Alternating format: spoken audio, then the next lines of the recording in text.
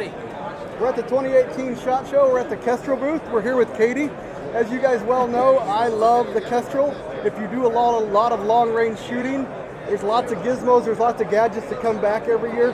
This is the standard. This is what I verify everything off of before I break the shot. Even though you can get a fast reading with the rangefinder, a fast miss is not what you want. So you come back to this. Katie's going to give us the new firmware updates coming out in 2018 for the Kestrel 5700. Yep, absolutely. So we made a couple changes. We did some that are actually better for brand new shooters, which we're excited about. With the new 5700, we're really introducing to the market that's just starting to get into long range. So we get approached a lot about people that are just getting into long range and they don't quite know where to begin. This Kestrel 5700 gives them environmentals, it gives them everything that they need, but it gives them a user interface that allows them to just walk it through. So take some of the confusion, some of the mysteries of the Kestrel out by letting them do that. For the Elite and for all of our users that already have a Kestrel, this new code firmware is exciting. There's some good things on it. So we do have a user settable range card. That's the one I'm most excited about. That is exciting. And it is something that the user sets up 10 different targets, and then they can see it all like a standard range card. So when you get on target, you can say, here's my target A, there's my target B, and there's my target C. All the different direction of fires, the different inclinations, and the ranges are all inputted into the Kestrel, and that allows the shooter to easily access it. So for any of our competitive shooters, for hunters that know the 3 or the 10 main spots that they might see something, or for any of our guys working Overwatch or anything, it's a really nice feature.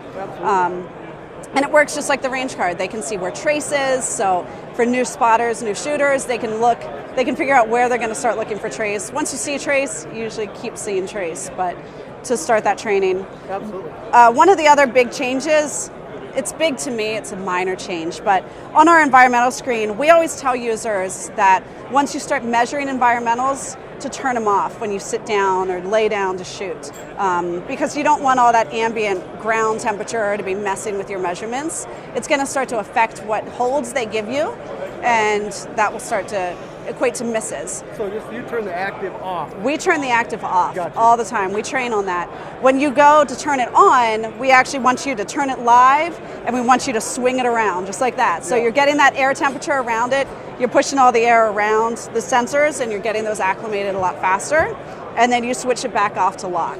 So those guys out there, they're not crazy people. They aren't crazy. No. We tell them to do it. We have it in there. And we have Paracord as our lanyard now, so I have seen a few Kestrels go flying down range, which is a good laugh for us, not so much for those guys. But this now, right on the screen, shows you if it's live or lock. So the Enviro screen will tell you. I had an issue with the active.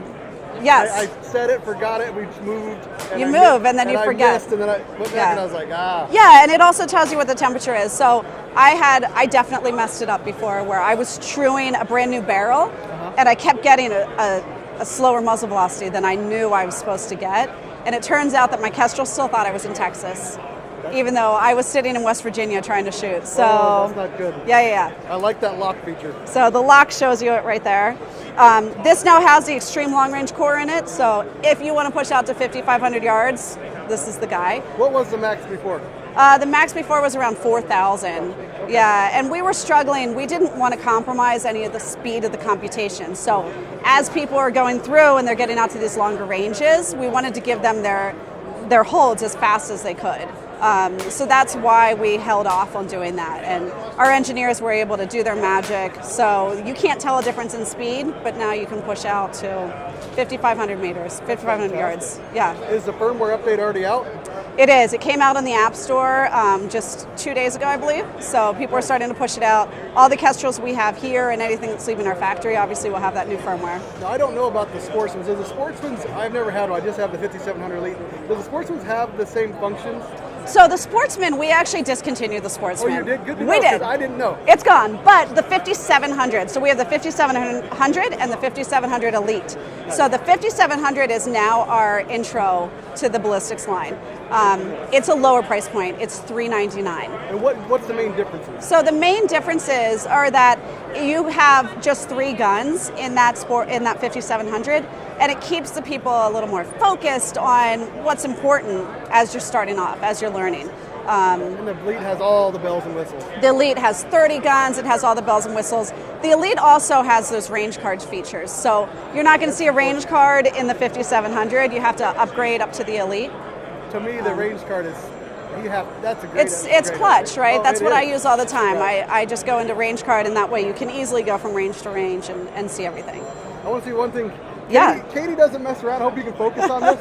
This is her Kestrel, and it is beat up. I really appreciate that from her. Get to focus on it. So, anyways, we really appreciate it, Katie. Yeah, sure. Thank you for so having us. much. Thank you. Yeah.